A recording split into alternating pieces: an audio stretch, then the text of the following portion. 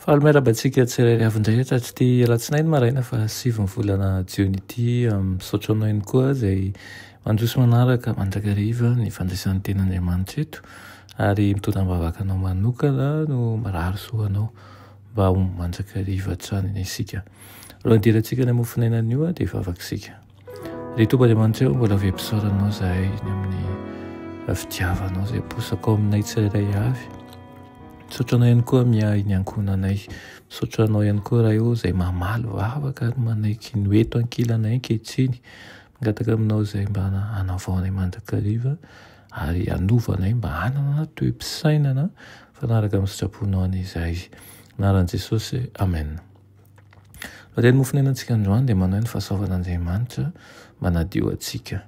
Nalaina amin'ny Levitikosy 5:20-7 manao hoe: ary aza misy manao sarotra ianareo fa matahoran'Andriamanitra aho fa izaho no Jehovah Andriamanitrareo. Amen.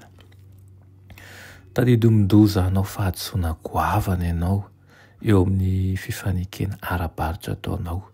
Mampitanjona anao Andriamanitra mba hiambina andrao hampananara-pony toe-tsainy fanararotina ho fanangonan-karena. Mitandrema mba tsy hikolokolo hafetsenjatsy satria tsy ahajoro eo anaty amin'ny fitsaran'Andriamanitra izany. Raha ataonao eo anaty anao ny fahatahoran'Andriamanitra ary koa ho amponao ny fitiavana azy dia ho voaharo ianao. Tsara lavitra ny mahazo tombony kely toy izay hikolokolo ny toe-tsain'ny fiheremana ka hahatonga an'izany ho zary toetra. Tsy mendrika ny kristianina ny fahambany toetra. Tsy ho hitantsika mandrakariva ireo lafy toetra ratsintsika na dia mety hiariary eo mason'ny hafa azy izany. Nefa azo antoka fa hizaha toetrantsika ny fotoana sy ny toe-javatra ka hampiariary ny tena volamena na koa hampiseho ny varahana. Mampiseho kilemeny toetra ny fisainana ambany sy ny fanao ratsy rehetra.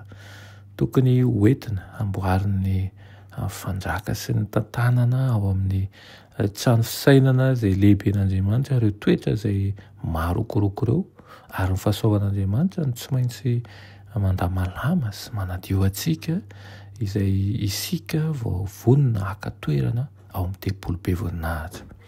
Azon'Andriamanitra atao ny hahatonga an'ireo mpitarika ao amin'ny fiangonantsika mba ho sarobidy kokoa noho ny volamena tsara raha toa izy ireo manaika hilefitra eo ambanin'ny fitantanana izay manova azy. Tokony hanapa-kevitra ny hampiasa ny fahaiza-manao ambony indrindra izay hananany izy ary koa hanararoatra ny fotoana tsirairay avy. Ny tenin'Andriamanitra ny tokony ho halalinina sy ataony ihany koa mpitaridalana azy eo amin'ny fanapahan-keviny izay mikasika an'izay ambony sy tsara indrindra amin'ny toe-javatra rehetra. Amin'ny toe-javatra maro dia kely foana no ataon'Andriamanitra amin'ny alalan'ny lehilahy sy ny vehivavy izay nandalo-pahaizana noho izy ireo izay tsy mahatsapa ny ilainy na ihany koa ny fiankinana amin'ilay loharano fahendrena rehetra.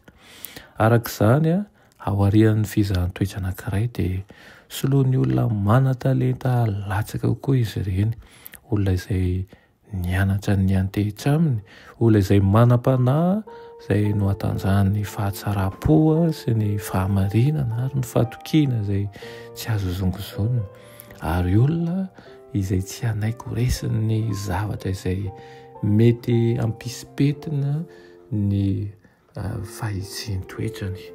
Olona tahaka an'izany tokoa ny ilaina Andriamanitra antsika, manana fahafoizan-tena, manana rispo mba ho voatefy ahafahan'Andriamanitra manoro sy manitsy ary ahafahany manome torohevitra entina hahatonga ny olony rehetra mbo amin'ny fibebahana marina. Irian'Andriamanitra mba ianao anisan'izany ary hanana fanetretena mpiasa matokany kristiana isika. Amen. Ianay tsara indrindran-danitra mbola misaotra anao izay ny amin'izany teninao izany. Mingataka aminao izahay mba ambolenao fanoloran-tena ny tsirairay avy ka isan'andro izay dia tsapa sy anana fikirizana ny amin'ny fikatsahana lanjao minaran'i Jesosy. Amen.